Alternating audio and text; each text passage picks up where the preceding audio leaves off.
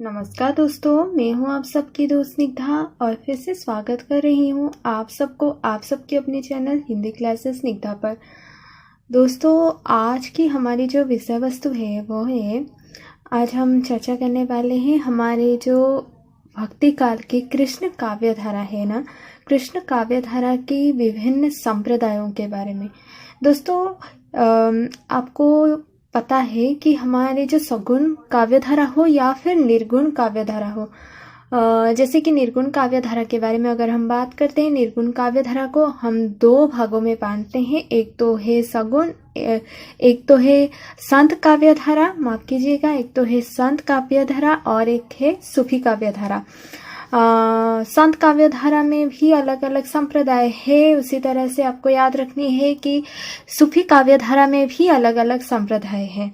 उसी तरह से अगर हम बात करते हैं सगुण भक्ति धारा, सगुण भक्ति धारा में भी हमारे हिंदी साहित्य में अगर हम पढ़ते हैं तो राम भक्ति शाखा और कृष्ण भक्ति शाखा को हम पढ़ते हैं, यानी कि वैष्णव संप्रदाय।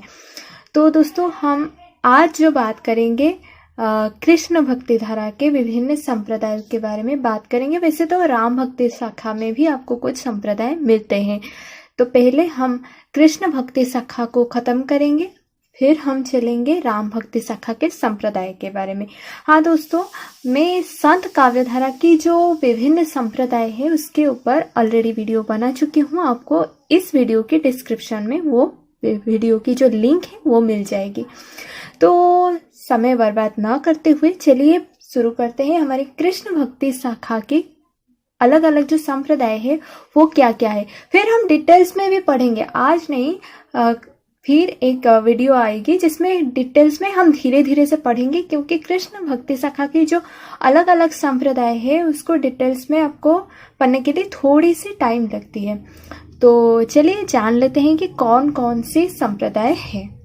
फिर हम अलग वीडियो में उसके मुख्य बिंदुओं को मैं आपके सामने वो जो संप्रदाय है उसके सारे के सारे मुख्य बिंदुओं को अलग अलग, जैसे कि आज जो संप्रदाय पढ़ेंगे एक एक करके आपके सामने पेश करूंगी। तो दोस्तों, यहाँ पर आप सबके सामने पेश है कृष्ण काव्य परंपरा के प्रमुख संप्रदाय, जिसे अब हम पढ़ेंगे। तो क्या क्या पढ़ेंगे आज, चलिए जान लेते हैं, एक झलक देख लेते हैं। तो दोस्तों, आज हम पढ़ेंगे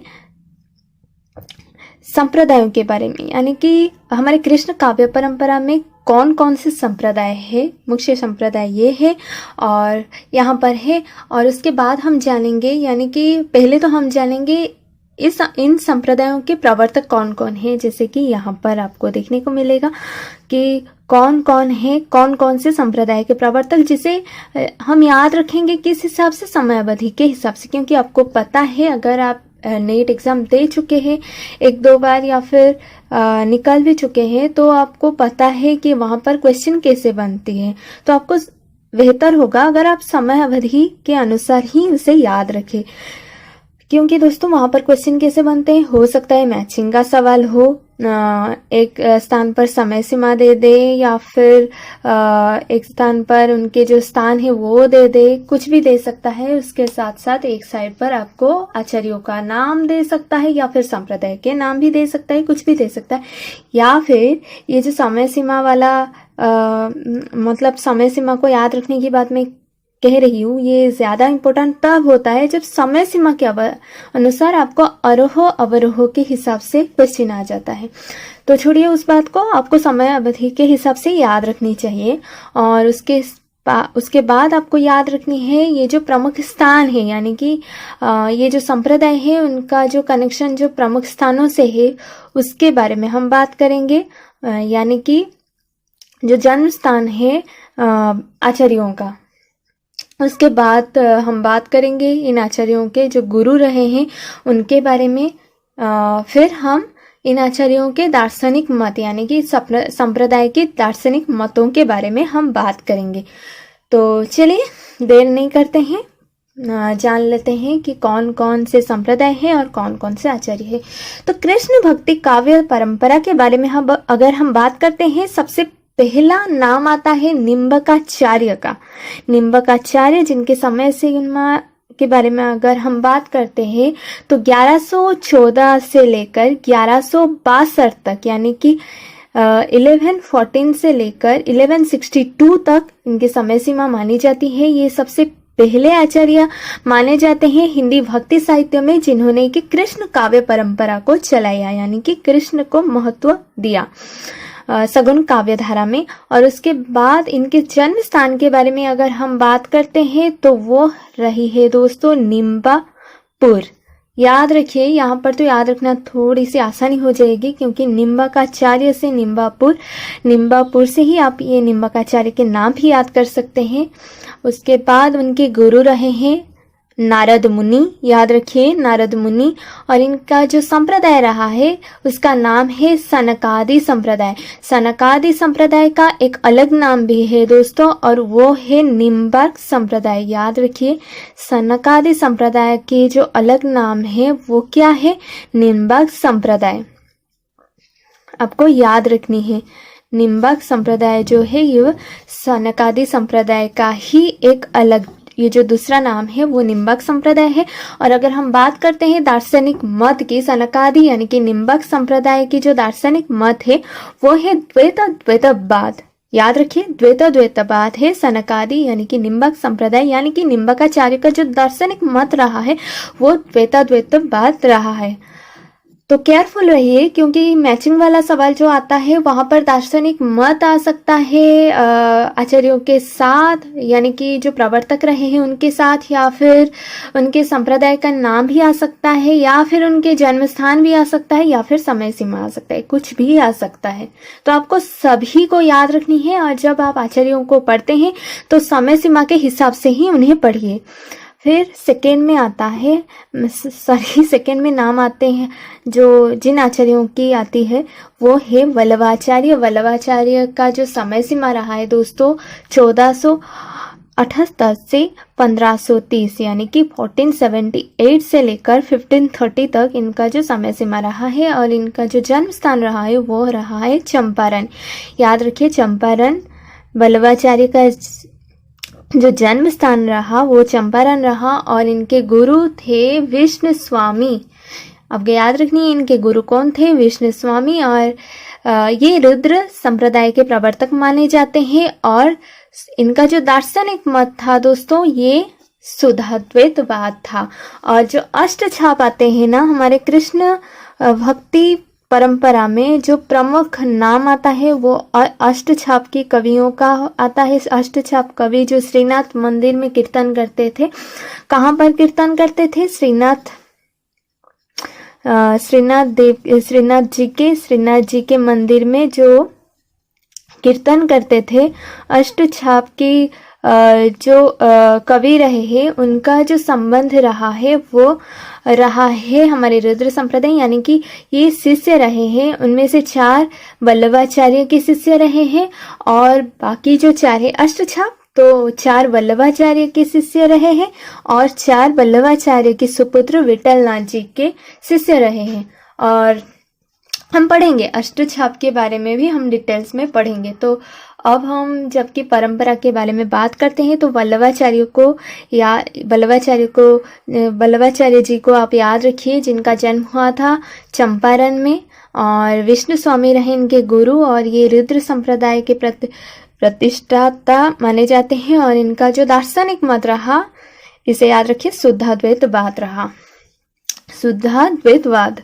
फिर नाम आता है स्वामी हरिदास का, तो 1400 इनका भी 1478 से लेकर 1578, यानी कि 1478 से लेकर 1578 तक इनका जो समय सीमा मानी जाती है। और ये वृंदावन में पैदा हुए थे। और असधीर इनका जो गुरु का नाम रहा है असधीर, और सखी संप्रदाय माना जाता है स्वामी हरिदास का।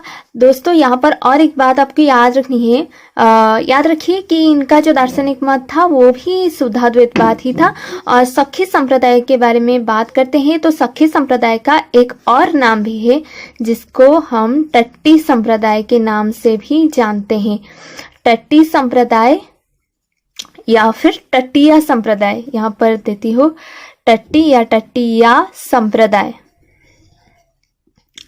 इसे याद रखिए, क्योंकि क्वेश्चन आ सकता है कि टट्टी संप्रदाय के नाम से कौन सा ऐसा संप्रदाय है कृष्ण भक्ति शाखा में वो प्रतिष्ठित है, यानी कि वो जानी जाती है। तो स्वामी हरिदास की सखी संप्रदाय का अलग नाम है टट्टी या फिर टटिया संप्रदाय। और इनका जो दार्शनिक मत रहा वो वल्लभाचार्य का जो शुद्धाद्वैतवाद रहा वही स्वामी हरिदास का भी रहा है। उसके बाद हम बात करते हैं चैतन्य महाप्रभु, जिनको सब जानते हैं, चाहे आप हिंदी साहित्य के विद्यार्थी हो या फिर ना हो, तो चैतन्य महाप्रभु जो है वो बहुत ही ज़्यादा प्रसिद्ध है कृष्ण भक्ति काव्य को लेकर। और इनका जो समय सीमा रहा है वो 1486 से लेकर 1533 यानी कि 1486 से लेकर 1533 तक इनका जो समय सीमा रहा है। और ये नवद्वीप में पैदा हुए थे। नवद्वीप जो कि बंगाल में पड़ता है। नवद्वीप, बंगाल की नवद्वीप में ये पैदा हुए थे, यानी कि इनका जन्म स्थान नवद्वीप रहा। और इनके जो गुरु रहे वो केशव भारती रहे। और इनका जो संप्रदाय है दोस्तों वो है गौड़ीय संप्रदाय, याद रखिए गौड़ीय संप्रदाय मानी जाती है।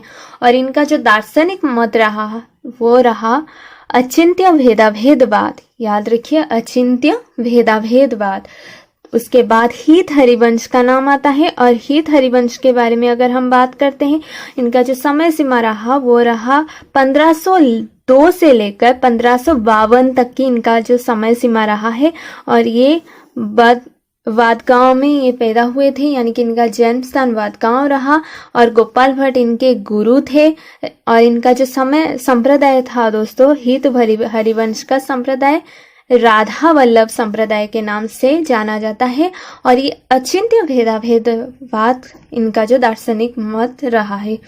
तो हीत हरिवंश का राधा वल्लभ संप्रदाय, अचिंत्य भेदाभेदवाद, गुरु रहे गोपाल भट्ट, बदगांव में ये पैदा हुए थे, यानी कि इनका जो जन्म स्थान रहा वो बदगांव रहा। और इनका जो समय रहा 1502 से लेकर 1552 तक इनका जो समय सीमा रहा है। और यहाँ पर इंपॉर्टेंट पॉइंट आपको क्या याद रखनी है, स्वामी हरिदास की जो सखी संप्रदाय है, स्वामी हरिदास कृत सखी संप्रदाय, उसका जो अलग नाम है वो टट्टी या फिर टटिया संप्रदाय के नाम से भी जानी जाती है। और वल्लभाचार्य के रुद्र संप्रदाय के अंदर ही अष्टछाप आ जाते हैं, जो कि हम पढ़ेंगे धीरे धीरे। तो दोस्तों फिर हम बात करेंगे निम्बक संप्रदाय के बारे में डिटेल में, जिनमें हम निम्बक संप्रदाय यानी कि सनकादि संप्रदाय यानी कि निम्बकाचार्य के बारे में जानेंगे। और उनके शिष्यों के बारे में, उनकी रचना के बारे में जानेंगे। फिर हम बात करेंगे जो अलग अलग कवि रहे हैं निम्बक संप्रदाय के अंतर्गत, यानी कि सनकादि संप्रदाय के अंतर्गत, उनके बारे में भी हम बात करेंगे। उसी हिसाब से हम उसके बाद वल्लभाचार्य के रुद्र संप्रदाय के बारे में बात करेंगे, यानी कि वल्लभ संप्रदाय के बारे में बात करेंगे रुद्र। उसके बाद हम स्वामी हरिदास की सखी संप्रदाय यानी कि टट्टी या फिर टटिया संप्रदाय के बारे में बात करेंगे। फिर हम गौड़िया संप्रदाय और राधा वल्लभ संप्रदाय के बारे में डिटेल्स में बात करेंगे। तो दोस्तों उम्मीद है आज की वीडियो आपको पसंद आई होगी। अगर आपको कोई भी सवाल मुझसे पूछनी हो तो आप मुझे मेल कीजिए, या फिर आप मेरे साथ जुड़ सकते हैं फेसबुक और इंस्टाग्राम के जरिए भी, जिसकी लिंक मैं दी रखी हूँ नीचे डिस्क्रिप्शन बॉक्स में, आप वहाँ से ले सकते हैं। तो दोस्तों फिर से कहूँगी, जब आप ये वीडियो अगर आप देख रहे हैं तो आप डिस्क्रिप्शन बॉक्स पे ज़रूर जाइए, क्योंकि वहाँ पर मैं वीडियोस भी डालती हूँ। उसके बाद मेरी जो पर्सनल लिंक है वो भी, सोशल मीडिया की लिंक भी वहाँ पर ही शेयर करती हूँ। अगर आप वहाँ से जाएंगे तो डायरेक्ट मेरे साथ जुड़ सकते हैं। और अगर आपकी कोई राय है मेरी वीडियोज़ के बारे में तो आप मुझे कमेंट बॉक्स में बता सकते हैं, क्योंकि मैं हर कमेंट्स को रिस्पॉन्ड लेती हूँ। तो आप सबके साथ बहुत जल्द मुलाकात होगी दूसरी नई वीडियो के साथ, यानी कि हम बात करेंगे उस वीडियो में निम्बकाचार्य के निम्बक संप्रदाय यानी कि सनकादि संप्रदाय के बारे में। तब तक के लिए नमस्ते।